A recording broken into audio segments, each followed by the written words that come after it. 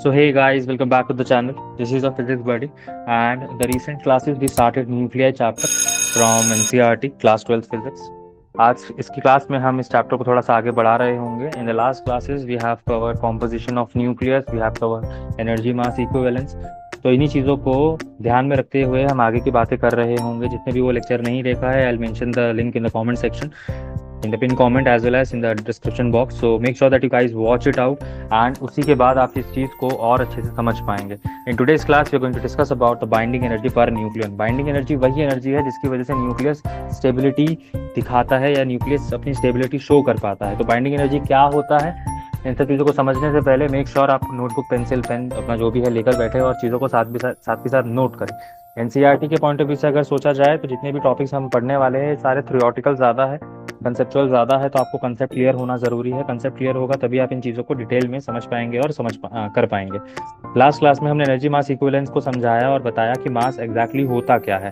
तो हमने बोला that mass is the amount of matter possessed और कंटेन्ड इन एन ऑब्जेक्ट. इसी के साथ साथ एनर्जी मास इक्विवेलेंस में हम इस चीज़ को एक और तरीके से डिफाइन कर सकते हैं और बोल सकते हैं that mass is the amount of energy possessed और कंटेन्ड इन अ बॉडी और एन ऑब्जेक्ट. तो मास एक तरीके से एक अमाउंट ऑफ एनर्जी है जो कोई भी बॉडी पोजेस करे या किसी भी ऑब्जेक्ट के अंदर हमें देखने को मिले. ये चीज़ याद रखनी है. अगर कोई भी ऑब्जेक्ट मूव कर रहा है या उसके पास कोई भी मोशन है तो that is only because of its mass. अगर मास होगा तभी मोशन होगा और इसके बारे में हमने डिटेल में लास्ट वीडियो में डिस्कस करा है. तो अगर आपको ये चीज़ें नहीं समझ आई तो एक बार जाके उस वीडियो को ज़रूर देखें. अब हमें बात करनी है न्यूक्लियर बाइंडिंग एनर्जी के बारे में. तो जैसे कि मैंने बताया, न्यूक्लियस के अंदर जो भी प्रोटॉन और न्यूट्रॉन्स होंगे, इन प्रोटॉन्स और न्यूट्रॉन्स को बाइंड रखने के लिए जो एनर्जी चाहिए होती है उस एनर्जी को हम न्यूक्लियर बाइंडिंग एनर्जी बोलते हैं. इस चीज़ को थोड़ा सा डिटेल में समझने के लिए कुछ टर्म्स है जिनको हमें बात करना पड़ेगा, जिनको हमें समझना पड़ेगा. पहली टर्म आती है packing fraction of nucleus. Packing fraction of nucleus क्या है? ये बताता है कि न्यूट्रॉन या न्यूक्लियॉन्स का डिस्ट्रीब्यूशन इनसाइड द न्यूक्लियस कैसा है, और ये बराबर होता है डेल्टा एम बाय ए के. डेल्टा एम क्या है? यहाँ पे हमारा डेल्टा एम है, यहाँ पे हमारा मास डिफेक्ट है. और ये जो मास डिफेक्ट होता है इसको कैसे कैलकुलेट करना है इसको अभी हम थोड़ी देर में समझ रहे होंगे. अगर पैकिंग फ्रैक्शन की वैल्यू पॉजिटिव आती है इसका मतलब है कि जो न्यूक्लियस है वो अनस्टेबल है. वहीं पे अगर इसकी वैल्यू नेगेटिव आती है मतलब जो हमारा न्यूक्लियस है वो स्टेबल है. तो इस बात का हमें खास ख्याल रखना है. वहीं पे पैकिंग फ्रैक्शन 0 निकल कर आता है हमारे एक एलिमेंट के लिए जिस एलिमेंट का नाम है कार्बन 12. इस बात को ध्यान से इस चीज़ को समझना है हमें कि जो भी हमारा हमने जो भी एटम के मास को डिफाइन करने के लिए जो एलिमेंट इस्तेमाल किया था that 1 AMU is 1/12 of carbon 12 atom. इसको इसीलिए चूज किया गया था क्योंकि इसके पैकिंग फ्रैक्शन की वैल्यू 0 आती है. इसी का इस्तेमाल करके हम जो एटम है या फिर जो भी एक एलिमेंट है उसका मास डिफाइन कर सकते हैं, मास बता सकते हैं. तो 1 AMU की जो डेफिनेशन है वो कहाँ से आती है? वो पैकिंग फ्रैक्शन से आती है. ये वैल्यू आपको अच्छे से पता होनी चाहिए. क्यों आती है कार्बन 12 हम क्यों लेते हैं? क्योंकि यहाँ पे इसकी पैकिंग फ्रैक्शन की वैल्यू 0 होती है. क्लास 11th में जब हम इस चीज़ को पढ़ते हैं केमिस्ट्री के अंदर तो हम इतना डिटेल में नहीं जाते कि कार्बन 12 ही चूज करा और कोई एलिमेंट क्यों नहीं चूज करा. इसका रीजन हमें क्लास 12th में यहाँ पे क्लियर होता है कि कार्बन 12 जो है वो एक तरीके से हमारा पैकिंग फ्रैक्शन की वैल्यू 0 शो करता है, जिसकी वजह से इसको एक आइडियल मैच माना गया 1 AMU की वैल्यू को डिफाइन करने के लिए. दूसरी बात हमें याद रखनी है कि जो भी एनर्जी होगी 1 AMU से एसोसिएटेड वो 931.5 इलेक्ट्रॉन वोल्ट्स होगी और इसको जूल्स में लिखेंगे तो 1.5 10⁻⁻10 जूल्स भी हम लिख सकते हैं.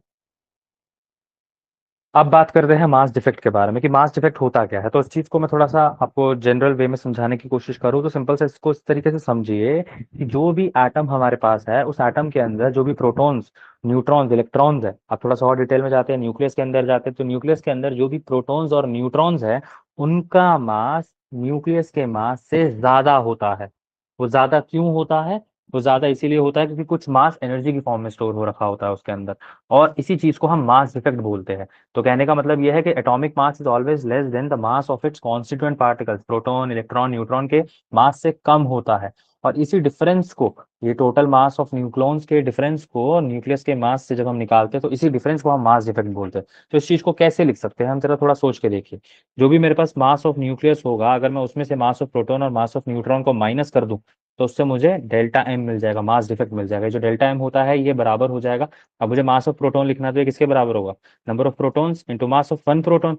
तो नंबर ऑफ प्रोटॉन्स किसके बराबर होता है? एटॉमिक नंबर के बराबर होता है. वहीं पे अगर मुझे मास ऑफ न्यूट्रॉन लिखना है, टोटल मास ऑफ न्यूट्रॉन लिखना है तो mass of neutron into number of neutron. और नंबर ऑफ न्यूट्रॉन्स किसके बराबर होंगे? नंबर ऑफ न्यूट्रॉन्स हमारे बराबर होंगे mass number minus atomic number. ये सारी की सारी बातें हम डिटेल में फर्स्ट लेक्चर में कर चुके हैं। अगर आपको इन चीज़ों में कोई भी डाउट है तो फर्स्ट लेक्चर जाकर जरूर देखिए। माइनस मास ऑफ न्यूक्लियस, तो इसी से हमें बाइंडिंग एनर्जी निकालने के लिए डेल्टा एम मिलता है।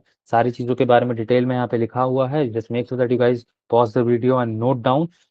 और कुछ भी समझ नहीं आता या कोई भी क्वेश्चन में प्रॉब्लम आती है तो आप इसके अंदर कमेंट सेक्शन में ज़रूर मेंशन कीजिए, मैं आपकी हेल्प ज़रूर करने की कोशिश करूंगा।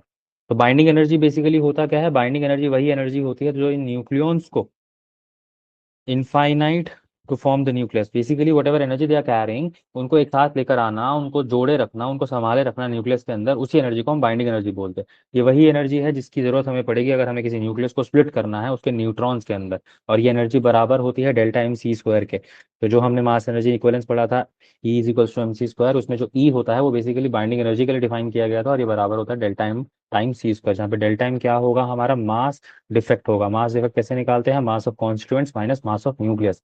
बाइंडिंग एनर्जी अगर हमें निकालनी है तो हमें मास डिफेक्ट पता होना चाहिए, डेल्टा एम पता होना चाहिए।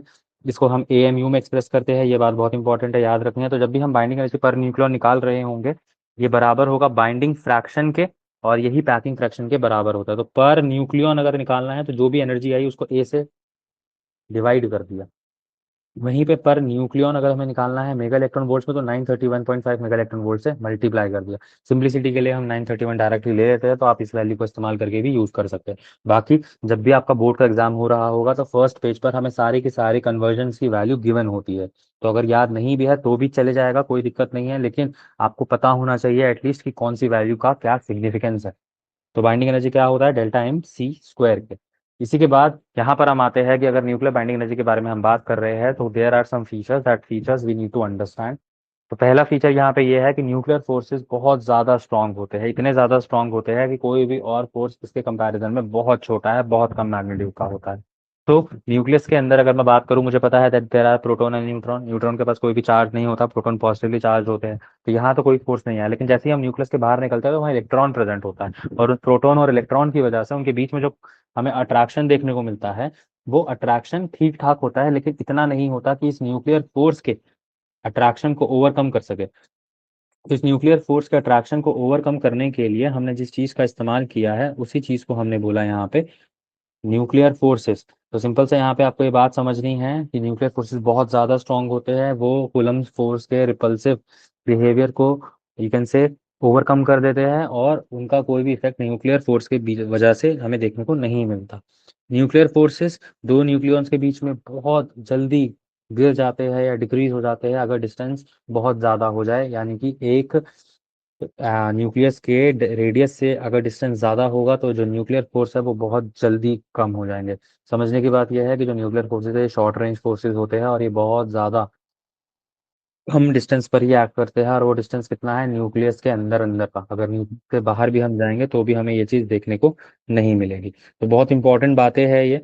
इसी के साथ इस चीज़ के बारे में हमें और भी बहुत सारी चर्चा करनी है। चैनल पे अगर आप नए हैं तो इसको ज़रूर सब्सक्राइब कीजिए। अगर आप 12th सीबीएसई के लिए पढ़ा प्रिपरेशन कर रहे हैं तो आपके लिए बहुत यूज़फुल होने वाला है। अपकमिंग डेज के अंदर once we are done with this chapter हम ऑप्टिक्स को लेकर आ रहे होंगे, हम ऑप्टिक्स के बारे में बात कर रहे होंगे। इसी के साथ साथ हम चीज़ों को समझ रहे होंगे, इन डेप्थ जाकर क्वेश्चंस प्रैक्टिस कर रहे होंगे। अगर आपने पहले इस चैनल की वीडियोस नहीं देखी है तो मैं सजेस्ट करूंगा कि मॉडर्न फिजिक्स की पूरी प्लेलिस्ट है, उस प्लेलिस्ट को जाके देखिए, समझिए कि आपको चीज़ें क्लियर हो रही है या नहीं हो रही। मेन ऑब्जेक्टिव आप लोगों का ये होना चाहिए कि जब भी आप कोई भी वीडियो देखें तो आपको उस वीडियो देखने के बाद आप क्वेश्चन सॉल्व कर पाए। तो मेरा मेजर फोकस यही रहता है कि मैं ज़्यादा से ज़्यादा क्वेश्चंस के थ्रू आपको चीज़ें समझाऊं, चीज़ें क्लियर करूं। अगर क्लियर हो रही है तो बहुत अच्छी बात है, नहीं हो रही, कहीं डाउट आ रहा है, कहीं दिक्कत आ रही है, तो just let me know in the comment section. I am here to help you.